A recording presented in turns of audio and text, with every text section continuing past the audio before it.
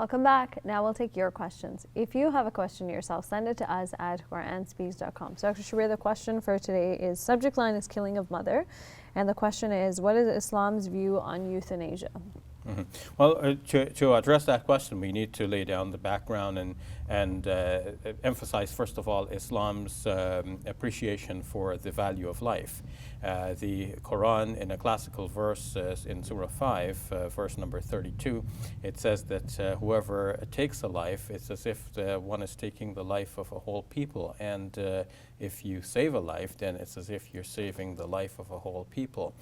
In the Islamic faith, life is very precious. There is the understanding of amana, or trust. Whatever we have is an amana, a trust from God. We have to preserve it and deliver it back, whether that be our wealth or even our own persons. So life is something given to us as a gift by God, and we are to treasure it, preserve it, and in a way let God take it back when it is God's decision to do so. So we do not play God and take life on our own. Yet at the same time, God gives us a very practical system of life, a religion that is flexible in its application while being noble in its principles. And this noble principle of preserving life sometimes can be taken too far if it amounts to insisting on keeping a person alive when there are obviously some situations in which this will not be of any benefit to the person himself or herself or to the people around them, their family members, and so on. So if it will not be of benefit to anyone, then what Islam allows for is a balance between two extremes. One extreme says, okay, if somebody wants to die, just let them die. Islam is thoroughly against suicide on that one extreme.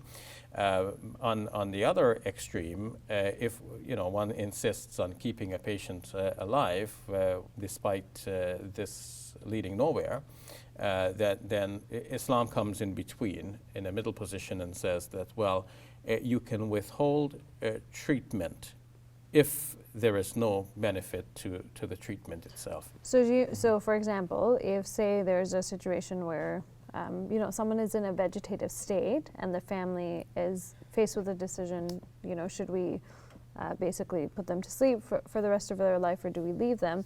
But what would you say also, just adding a little bit to that, what about the idea of prayer? And there's this, that God can do anything is possible. So how do I know that if I don't make prayer for this person, they might just come back, and me, by choosing to put them to sleep, it's not, maybe I'm interfering in God's plans?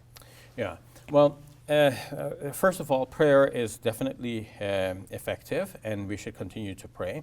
At the same time, there are so many prayers from so many people all over the world. God has to perform a very fine balancing act in balancing all of the wishes and desires and prayers of everyone. He has to look at the entire big picture with his wisdom and decide what is beneficial for the long run.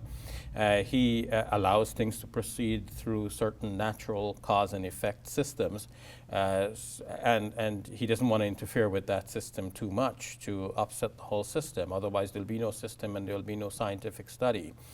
For human beings to be what we are and to live in the world as it is, it has to proceed with its natural systems, and God cannot interfere.